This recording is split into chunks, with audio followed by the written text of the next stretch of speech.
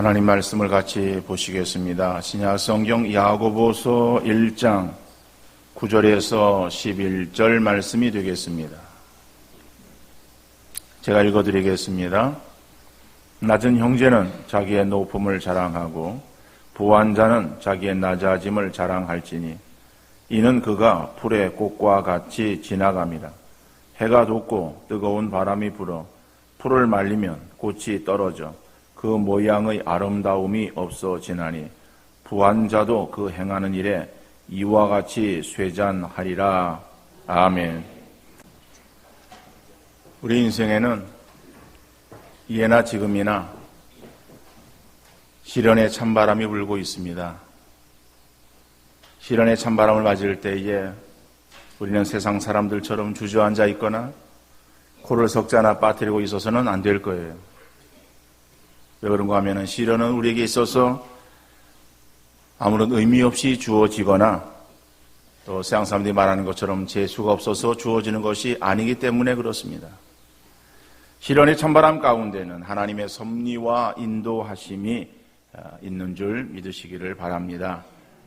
그래서 우리가 지지난주 1절로 4절까지에서는 시련의 찬바람이 불 때 우리가 인내해야 된다라고 그렇게 말씀을 드렸어요. 인내해야 된다. 왜 인내해야 되는가? 인내는 우리의 신앙을 온전하고 조금도 부족함이 없게 만들어주고 그 온전한 신앙을 가지고 하나님 앞에 갔을 때에 하나님께서 우리의 신앙을 보시면서 너무 기뻐서 우리에게 주실 놀라운 은혜와 상급이 있다. 그래서 시련의 찬바람이 우리에게 불 때에 우리는 오히려 그것을 기쁘게 생각하라 라고 그렇게 결론적으로 말씀을 드렸어요. 지난주에는 5절로 8절 말씀 속에서 시련의 찬바람이 내게 불어올 때에 왜 내게 그러한 시련의 찬바람이 부는지, 하나님이 어떠한 뜻이 있는지, 하나님의 뜻을 분별할 수 있는 영적 분별력을 위한 지혜를 하나님 앞에 구하라. 그 하나님은 우리에게 주시는데 그 지혜는 우리가 저절로 얻어지는 것이 아니다. 사람들이 지혜롭다라고 할 때 그것을 일반적으로 IQ가 높다, 이런 사람들을 보면서 지혜롭다라고 말하는 거예요. 그런데 야고보서에서 말하고 있는 지혜라고 하는 그 말의 의미는 그러한 자기가 선천적으로 하나님께로부터 받은 그러한 지혜, 이런 것을 의미하기보다는 그 시련의 찬바람이 우리에게 불어올 때에 왜 하나님께서 이러한 바람이 내게 불게 하시는지, 그 바람 속에서 역사하시는 하나님의 뜻, 그것을 우리가 분별할 수 있는 그런 영적인 지혜를 말하는 거예요. 그 지혜는 하나님께서 우리에게 기도하는 자에게 주신다. 믿음으로 구해야 된다라고 말씀을 드렸어요. 자, 오늘 같은 제목 가지고 세 번째 말씀을 드립니다.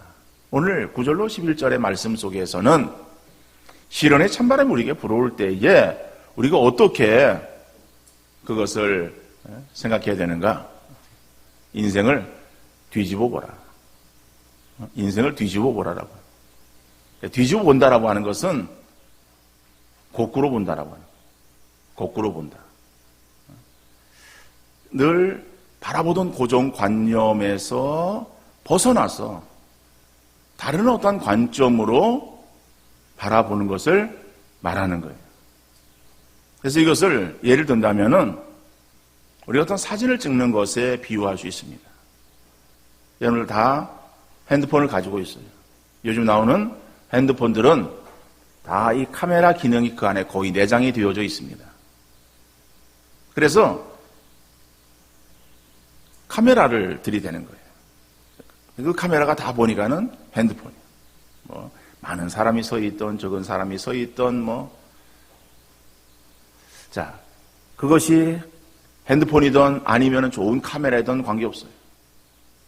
사진을 찍는다라고 할 때에 풍경 사진을 찍으면 사람을 찍는 그런 것은 가까이서 아니면은 멀리서 그렇게 찍으면 되겠지만은 풍경 사진을 찍을 때에 좋은 사진을 찍기 위해서 필요한 것이 무엇인가 하면은 여러 가지 요소들이 있겠지만 그중에 가장 기본적인 것이 무엇인가 하면은 발품을 많이 팔아야 된다는 거예요.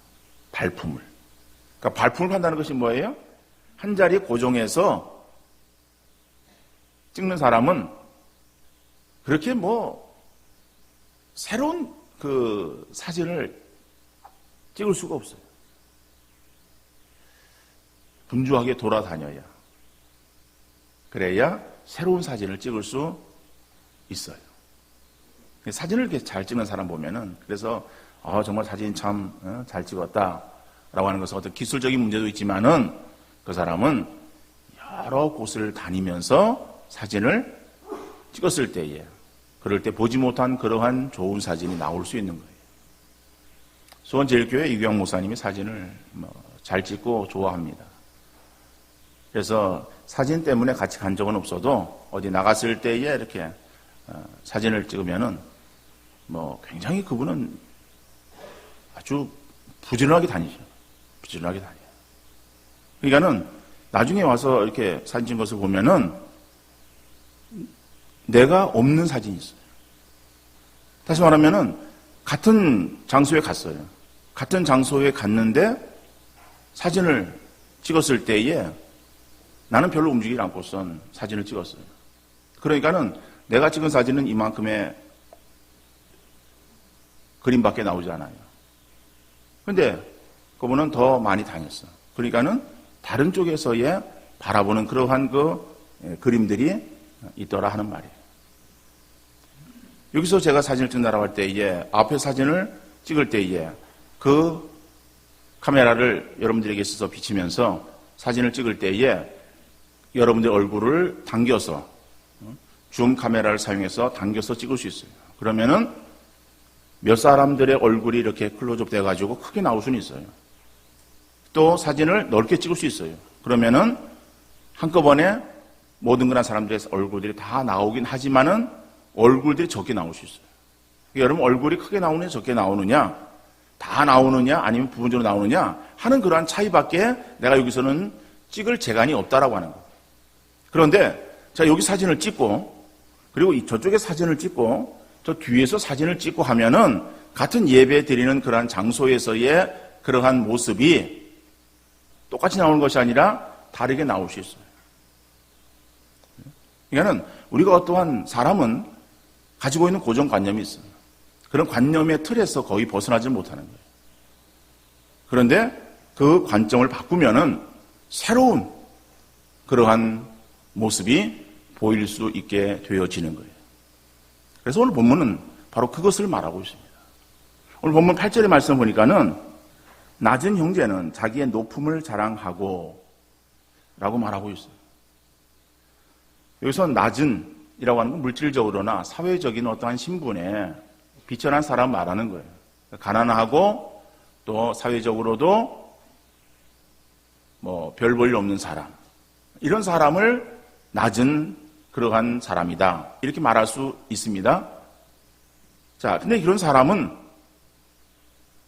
자기의 가난함, 또 자기의 가지고 있지 못한 그런 것들로 인해서 나는 아무것도 할 수 없는 사람이다.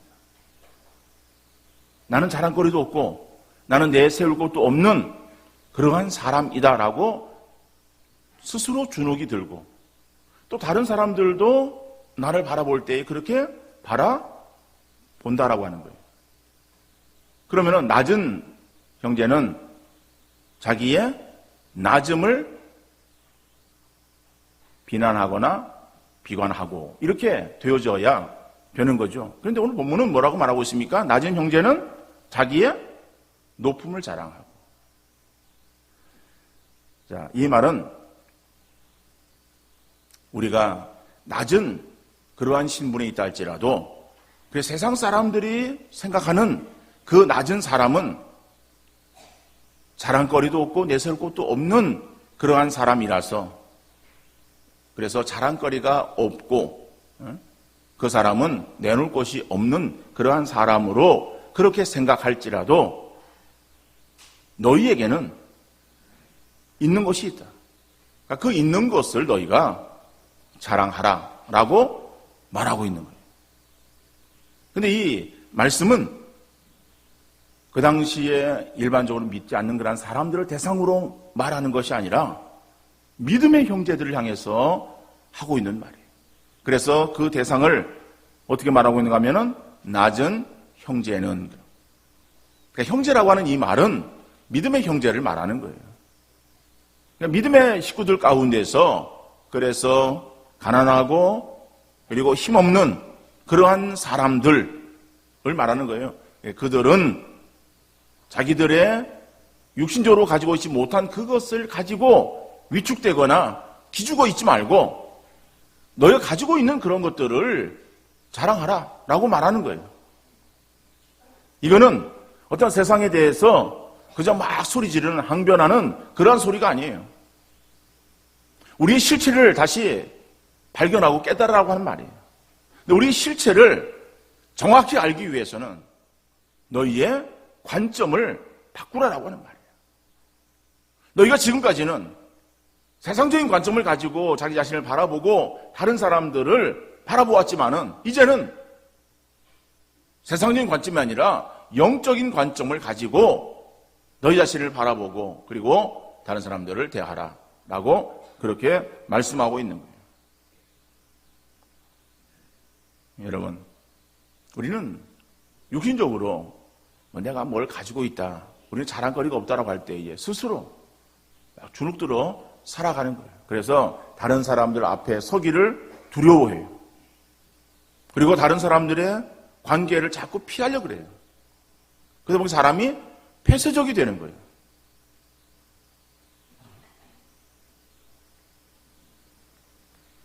그러나 우리에게는 세상의 것들을 기댈 수 있는 여지가 없어요. 그러면은 세상의 것들을 기댈 수 있는 여지가 없다라고 할 때에 그것이 우리에게 불행인가? 불행이 아니다라고 하는 거예요. 오히려 그것이 우리에게 복인 줄 믿습니다.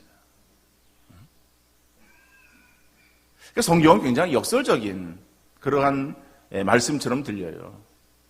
그래서 역설적으로 들린다라고 하는 것은 이렇게 반대적으로 생각하는 것을 말하고 있지 않습니까?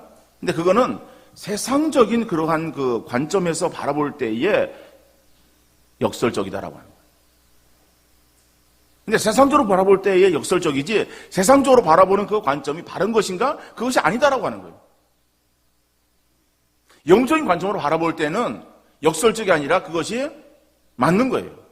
성경의 말씀은 진리예요. 또 진리인 하나님의 말씀을 우리가 세상적인 관점으로 바꿔버리는 거예요. 그러니까는 세상적인 관점으로 하나님 말씀을 보니까는 하나님 말씀이 어떻게 보여요? 역설적으로 들려지는 거예요. 세상에서 기댈 데가 없는 사람은 자연히 누구를 찾습니까? 하나님을 찾는 거예요. 하나님을 기대는 거예요. 하나님을 기대는 사람이 복이 있는 사람. 심령이 가난한 자가 천국을 소유할 수 있는 거예요. 육신적으로 약한 자가 하나님을 더욱더 의지할 수 있는 거예요. 시편 146편 5절에 보니까는 야곱의 하나님을 자기의 도움으로 삼으며 여호와 자기 하나님에게 자기의 소망을 두는 자는 복이 있도다. 어떤 자가 복이 있어요? 세상에 물질을 많이 가지고 있는 자? 세상에 권세를 가지고 있는 자? 세상에서 인기를 가지고 있는 자? 그런 자가 복이 있다? 세상적인 관점에서는 그런 자가 복이 있는 자예요. 우리 동양에서의 복을 말할 때는 어떤 자가 복이 있는 자예요? 많아야 돼요. 돈이 많고 생명이 많고 모든 그런 것들이 많을 때의 복이다라고 생각하는 거예요. 세상적 관점에서의 복의 개념이에요. 근데 우리는 그리스도인이 되었어요. 그리스도인이 되었음에도 불구하고 우리는 무엇을 가지고서 복이 있다라고 하는 것을 판단하는가 하면은 세상 관점을 그냥 가지고 와서 그 관점으로 바라보려고 하는 거예요. 여러분, 우리가 그리스도인이 되었다라고 하는 것은요, 우리의 관점이 바뀌어지기를 위해서 여러분들 기도하는 우리 성도님들 되어질 수 있기를 간절히 바랍니다. 내게 물질의 어떠한 풍요로운 삶, 세상에서의 부귀영화, 세상에서의 좀 떵떵거리는 그러한 그 높은 삶을 살기 위해서 우리 하나님 앞에 기도하기보다는 먼저 하나님, 내가 하나님의 백성이 되어졌기에 이제는 나의 사고가 바뀌고 나의 가치관이 달라지고 나의 관점이 바뀔 수 있게 하여 주옵소서. 기도하는 여러분들 되어질 수 있기를 바랍니다. 관점이 바뀌면요, 우리의 상황이 달라 보이는 거예요. 똑같은 상황이에요. 제가 지금 사진으로 말씀드렸어요.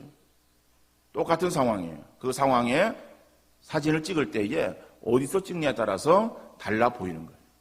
상징 관점에서, 고정적인 관념에서 우리가 바라보는 그러한 것에서 뒤집어서 거꾸로 찍어오면요, 그러면은 전혀 다른 그러한 사진이 이 안에서 나올 수 있는 거예요. 근데 우리가 관점을, 세상적인 그러한 그 관점에 고정되어 있어. 그것만을 가지고서 우리가 바라보는 거예요. 그렇게 되어지면은 하나님 말씀은 맞지 않는 말씀이에요. 낮은 자는 조용히 지내라. 부한 자는 자기의 높음을 자랑하라. 이게 세상의 관점에서의 이야기이고, 그것의 역설적인 그러한 그 표현은 이건 잘못되어진 거죠. 잘못되어진 것이 아니라 이것이 바르다라고 하는 거예요. 우리가 어떻게 살아야 되느냐? 세상의 관점에서 살아가는 것이 아니라 우리는 영적인 관점에서 우리의 가치관이 바뀌어진 그러한 자로서 이러한 자세로 우리가 삶을 살아야 될 줄로 믿습니다.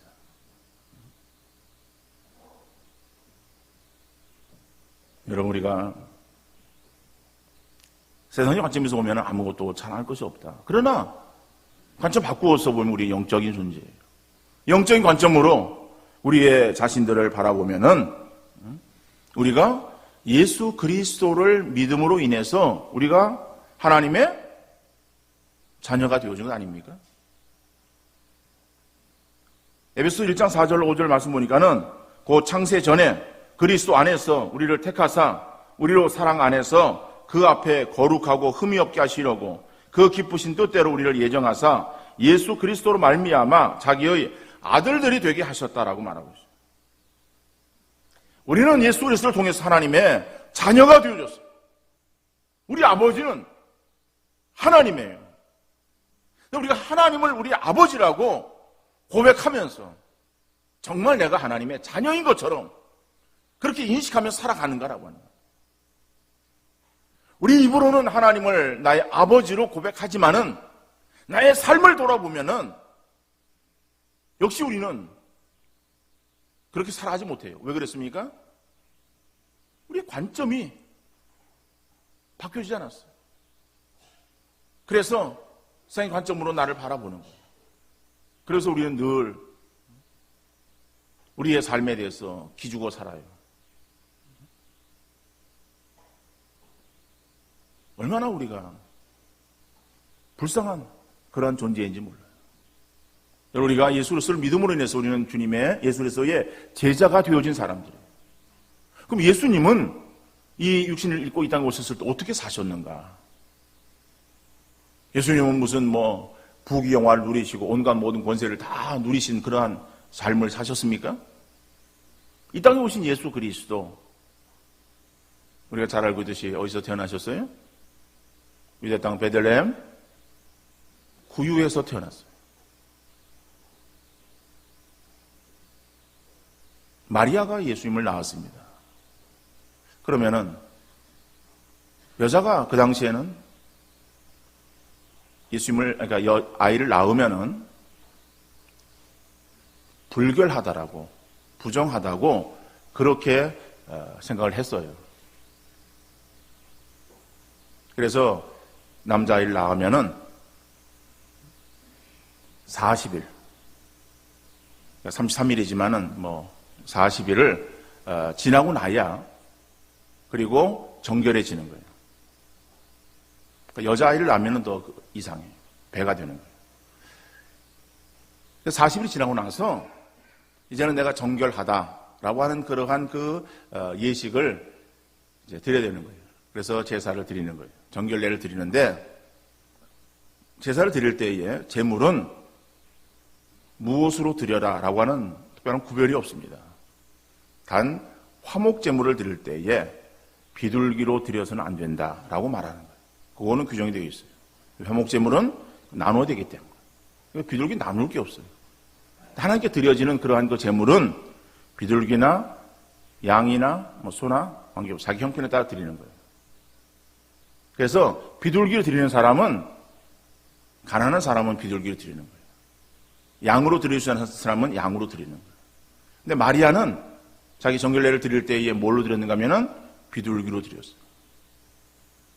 그것은 뭘 말하는가 하면은 마리아가 그만큼 어려웠다라고 하는 거예요. 그러면 마리아가 어려웠으면은 마리아의 몸에 태어난 예수님은, 육신으로 오신 예수님은 어떠한 상황에서 지금 잘하시는 거예요? 어려운 상황에서 잘하시는 거예요. 그러니까 예수님의 어린 시절도 그렇고 예수님께서 사역을 감당하실 때도 인자는 머리 둘 곳도 없다라고 말합니다. 그렇게 예수님은 사셨어요. 그러면은 가난하고 사람들에게 있어서 그렇게 알려진 권세자인가? 아니에요. 그 예수님께서 그 당시에 세도가들, 종교적으로 힘 있는 서기관들이나 바리새인들 만났을 때에 또 관원들 앞에서, 부자들 앞에서 주눅 들었습니까? 길을 못 폈습니까? 아니면 괜히 한번 큰 소리 그냥 쳐먹습니까? 허풍으로? 아니에요. 예수님은 늘 당당하셨어요. 예수님은 하나님 말씀을 힘있게 전하셨어요. 잘못하는 사람들에 대해서 잘못했다라고 책망하셨어요. 그들이 어떠한 사람들을 간에 바리새인들을 향해서, 사도들을 향해서 감히 제대로 말할 수 없는 그러한 그 위치에 있었던 사람들이에요. 그들은 공회 회원이에요. 공회의 70인 공회의 회원이라고 하는 것은 지금의 국회의원 정도 되는 거예요. 여러분 지금 국회의원 앞에 우리가 일반 서민이 제대로 만날 수나 있겠습니까? 걔들이 만나줍니까? 만날 수 있는 것은 언제나 만나요? 선거 때는 만나요. 선거 지나고 나면은 당선되면은 만날 수가 없어요. 그러한 세도가들 앞에 예수님께서 책망하시는 거예요. 와 있을진저 바리새인들이요. 여러분 예수 그리스도께서 육신적으로 많이 가졌기 때문에 부유했기 때문에 권세가 있기 때문에 당당하게 세상을 사신 것 아니에요. 예수님은 하나님의 아들로 이 땅에 오셨어요. 하나님의 뜻을 이루기 위해서 하나님의 뜻을 펴기 위해서 하나님의 일을 감당하셨지만은 그러나 그는 영적인 그러한 관점에서의 자기 위치를 아셨고 그리고 세상을 대했어요. 오늘 우리도 마찬가지예요. 하나님의 자녀예요. 예수 그리스도의 제자예요. 그럼 우리의 삶이 하나님의 자녀답게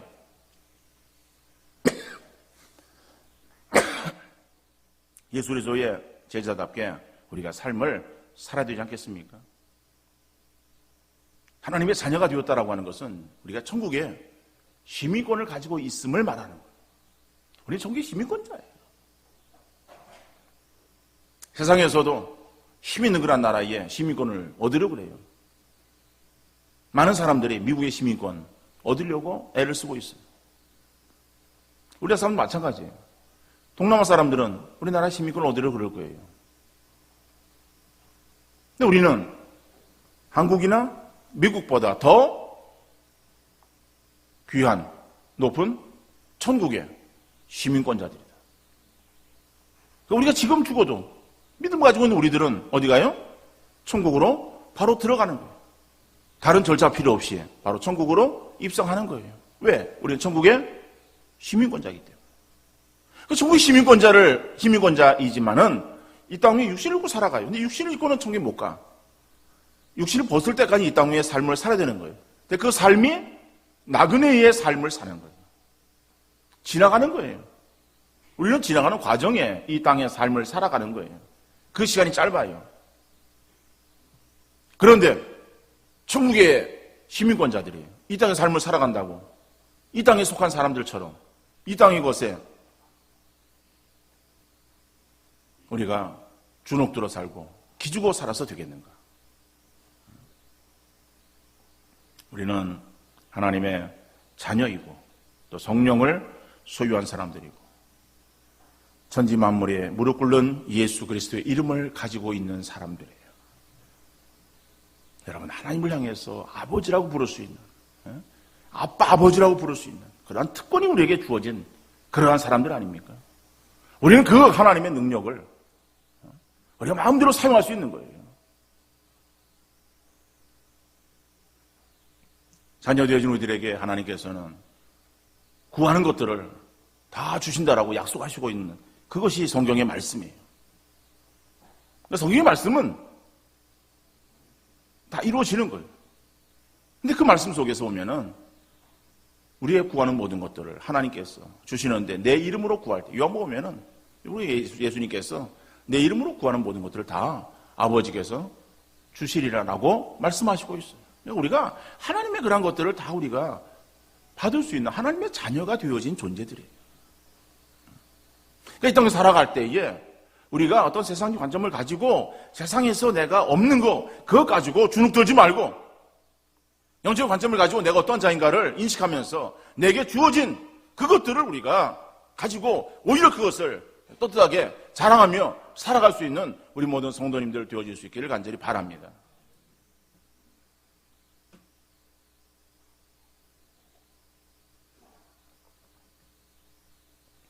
떠나서 보면 세상에 것은 자랑할 것이 못 된다라고 말하는 거예요. 세상의 사람들은 세상의 것을 자랑하지만은 그 자랑하는 것들이 우리에게 진정한 자랑거리가 아니다라고 말하는 거예요. 오늘 보면 10절의 말씀이에요. 부한 자는 자기의 낮아짐을 자랑할지니 이는 그가 풀의 꽃과 같이 지나감이라. 부한 자는 자기의 낮아짐을 자랑할지니. 부한 자는 자기의 부함을 자랑하는 것이 아니다라고 하는 거죠. 왜 그렇습니까? 그 부함이 영원한 것이 아니기 때문에 그렇다는 거예요. 부한 그 상황이 영원토록 존재하는 것이 아니라 그것이 지나간다. 지나가는데 어떻다라고 말하는가 하면은 이는 그가 풀의 꽃과 같이 지나감이라 그랬어요. 풀의 꽃과 같이. 풀이라고 하는 것도 이게 영원한 것이 아니에요. 그죠? 대개 풀이라고 하는 것은 1년초입니다. 우리나라 보면은 지금 겨울이에요. 겨울이기 때문에 땅을 보면은 다 모든 것들이 식물들이 다 죽은 것처럼 보여져요. 그런데 봄이 되어지면은 따뜻해지면은 그 안에서 싹이 나요. 싹이 나서 자랍니다. 자라는데 비가 한번 오고 나면요, 흠뻑 오고 나면은 아주 쑥쑥 자라요. 풀들이, 그죠? 그리고 여름을 지나고 가을이 되면은 이제 또 낙엽이 지고, 그리고 찬바람이 불면은 싹 죽어요. 없는 것처럼 보여지고, 다시 그 다음 이듬해 봄에 또 싹이 나고. 자, 이 풀이라고 하는 것은 그리고 잠깐의 그 시간 동안에 존재하는 것으로 우리는 생각할 수 있습니다. 이스라엘 그 지역도 그렇습니다. 풀이라고 하는 것이 우기가 되어지면은 풀이 막 자라요. 비가 오면은 막 그냥 빨리 자랍니다. 빨리 자라는 그런 풀들. 그런데 그런 풀들이 건기가 되어져서 바람이 불어요. 사막에서 이 동풍이 붑니다. 동풍이 불면은요, 그 풀들이 마르는 거예요. 누렇게 뜨는 거예요. 그러면서 금방 누렇게 되면서 지는 거예요.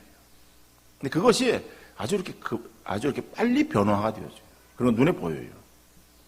그런 상황을 생각할 때에 그 풀도 그렇게 막 무성히 자라서 저것이 영원할 것처럼 계속 되어질 것처럼 생각되어지지만은 우리하고는 좀 다르죠. 우리는 기온이 좀 추워지면은 이제 풀들이 뭐 낙엽지지만 거기에는 뜨거운 바람이 불어와요.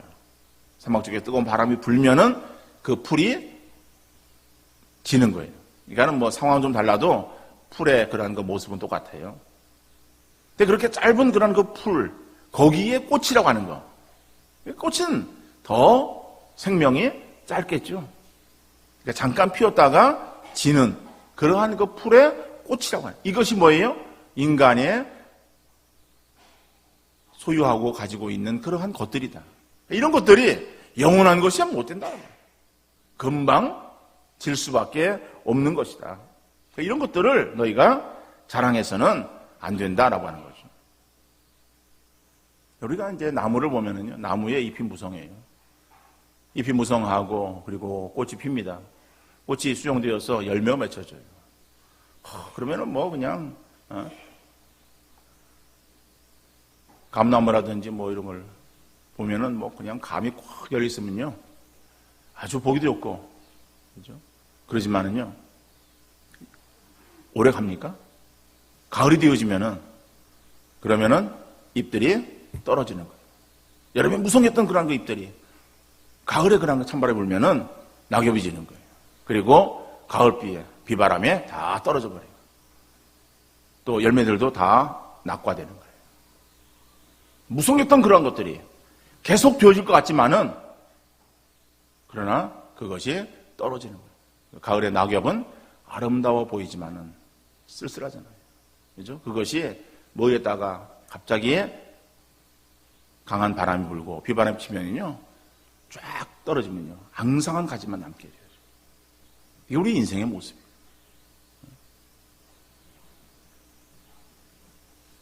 이런 것 때문에 우리가 피었다가 잠시 져버릴 꽃과 같은 그러한 그 짧은 영광만 움켜쥐고 그것을 우리의 자랑거리로 삼아서는 결코 안 될 것입니다. 세상 사람들은 그것 자기의 자랑거리로 알고 의세는 그런 그 모습에 우리가 주눅 들거나 위축되지 말고 우리에게 주시는 영원한 상급과 하나님이 우리의 아버지 되심을 확신하고 그 믿음으로 세상을 당당하게 살아가는 우리 모든 성도들 되어질 수 있기를 간절히 바랍니다.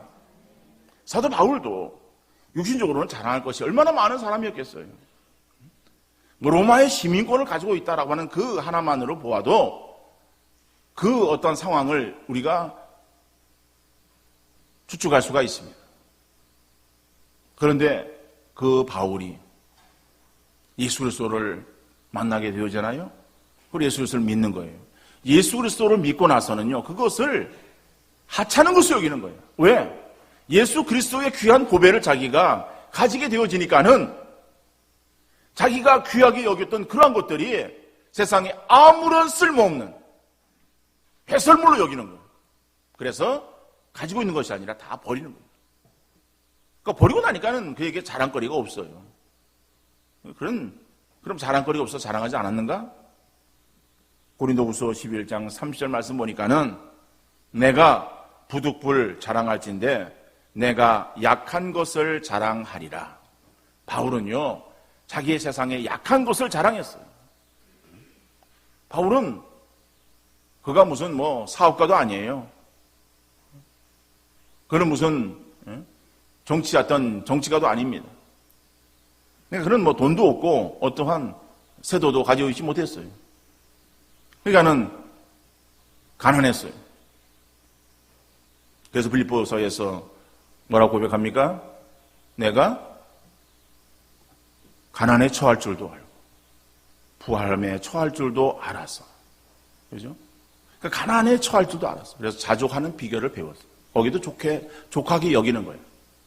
족하게 여기면서도 그는 자기가 자랑거리 있는데 그 자랑거리가 무엇인가 하면 내가 약한 것이 내게 자랑거리다. 이게 왜 바울이 약한 거 자랑거리인가? 약할 그때에 바울은 누구를 바라봅니까? 하나님을 바라보는. 하나님을 의지하는 그런 그 믿음이 바울에게 더욱더 강해지는 거예요. 그리고 그 하나님을 바라볼 때에 하나님께서 자기의 전부가 되시는 거예요. 그러니 바울에게 있어서의 자랑거리는요, 하나님을 결국에 자랑하는 거예요. 그것은 자기의 약할 그때에 내가 곧 강하다라는 그러한 그 고백을 하게 되어졌던 것입니다. 여러분, 우리가 전국의 시민권자들은요, 땅의 것에 매여 있는 좁은 시야를 가지고 살아가는 것이 아니라 이런 것을 버리고 하늘의 영원한 세계를 바라보는 넓은 시야를 가지고 살아가는 그러한 성도들이 되어야 될 줄로 믿습니다. 땅에서 지위가 높고 많이 소유했다 해도 영원히 부한 것이 아니다. 반대로 낮고 가진 것이 없다 해도 영원히 가라는 것이 아니다. 여러분, 지금까지 우리가 세상적인 관점을 가지고 살아왔다면 이제부터 우리의 관점을 바꾸는 우리 성도님들 되어질 수 있기를 간절히 바랍니다. 진정으로 관점이 바뀌면은 우리의 삶이 달라 보이고 지금까지 보지 못하고 지나왔던 것들이 새롭게 우리에게 인식되어지고 우리 눈에 들어오게 되어지는 거예요. 그러니까 우리의 삶이 변화되어지고 우리의 삶이 뭘 채워지기를 기도하기보다는 먼저 우리가 기도해야 될 것이, 하나님, 나의 관점이 그리스도인의 관점으로, 하나님의 백성의 관점으로 내 관점이 달라지게 하옵소서. 우리의 관점의 변화를 위해서 기도하는 성도님들 되어질 수 있기를 간절히 바랍니다. 로마서 8장 32절에 자기 아들을 아끼지 아니하시고 우리 모든 사람을 위하여 내주신 이가 어찌 그 아들과 함께 모든 것을 우리에게 주시지 아니하겠느냐. 하나님은 우리에게 있어서 아들을 주셨어요. 모든 사람을 위해서 아들을 아낌없이 주신 그 하나님, 그래서 그 아들의 이름으로, 예수 그리스도의 이름으로 구원함을 얻었어요. 구원함을 얻은 하나님 백성들 되었던 그 자녀들에게 있어서 하나님께서 모든 것을 우리에게 주시지 아니하겠느냐. 여러분, 이 하나님이 나의 아버지심을 확신하시고 하나님을 더욱더 찾아 구하는 우리 성도님들 되어질 수 있기를 간절히 바랍니다. 세상 사람들은 조만한 고사리 손 같은 그러한 손에 담겨있는 것을 가지고서 자랑하는 거예요. 우리는 우리의 고사리 같은 손에 아무것도 가진 게 없어. 그래서 아무것도 없는 비어있는 우리의 그 손을 바라보면서 아무것도 없다라고 불평하지 말고 우리에게 주시려고 큰 손으로 큰 움큼 준비하시는 하나님을 바라볼 수 있는 우리의 성도님들 되어질 수 있기를 간절히 바랍니다. 하나님은 우리의 아버지가 되시는 거예요. 세상에 그런 것들 금방 지나가는 것인데 그것 가지고 아둥바둥거리며 그것이 우리에게 없다고 우리가 주눅 들고 우리가 길을 펴지 못하고 쭉 어깨 젖이고 그러한 그냥 모습으로 살아가는 것이 아니라 우리의 상적인 것들은 변할 수 있는 것이고 그러나 변하지 않는 하나님이 나와 함께 하시고 나의 기도에 응답하시고 나의 능력이 되심을 확신하면서 여러분 그 하나님을 더욱더 의지하는 그러한 그 믿음으로 세상 속에서 승리하시는 우리 모든 성도님들 되어질 수 있기를 주님 이름으로 축원합니다.